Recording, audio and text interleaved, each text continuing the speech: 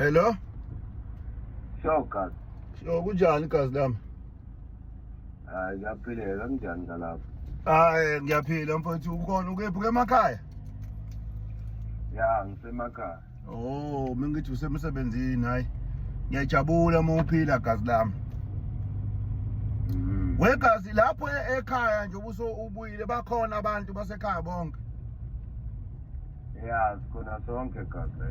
Oh, ngiyajabula uma ukuthi usendlini. Ngicela mfowethu ungidlulisele umyalezo la. Usho lapha ekhaya uthi ngicabanga ukuthenga imoto entsha. Ngizobona la kuma BM kuma X6 X7 yabo. Sikhuluma nje manje ngihamba ngayenye futhi entsha. Kodwa ngithi angicele ngoba ngiyabona wena gazi lami ukuthi into zami azihambi kahle noma ngiyohlola kuvela nina lapha ekhaya ukuthi aniyavela.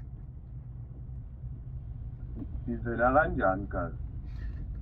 Kuyavela phela abathandazi bayahlola kuyavela ukuthi angathi abazali bakho laba gazi angathi banesandla ukuthi into zami zingahambi kahle. Hayi kazi. Ngabe uqonda ukuthini ngalokho? Uqonda ukuthi uyathakatha la ekhaya noma? Hayi gazi usungayibeka kanjalo wena kuphela sizihlobo kodwa mengiyohlola kuvela umndeni wakini mfowethu yabo. Ubaba wakho na uyavela la noma wakho uyavela angazi ukuthi bangithakatha abafunani mfowethu.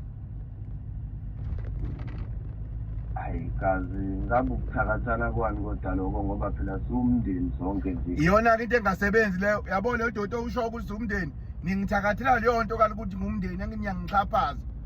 Ngiyangixhaphaza manje uthi umndeni uyangibhedela kwawena lalela mina bengithi tshela abazali bakho ukuthi ngizothenga imoto entsha ngicela ingagingeki ngicela ingashayisi ngicela ingabi ikhonto ezohamba phezulu kwendlu ngicela ukungabi namaphupha amabi njobe ngithenga le moto ngiyacela.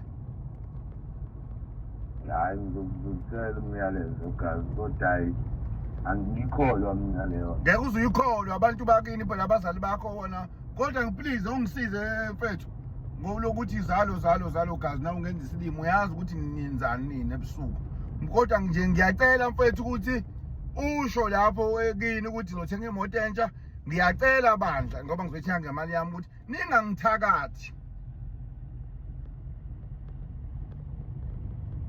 Bye bye. Hayi Hayi ngisho ngathi hayi nawe angikuthembi nawe bye bye.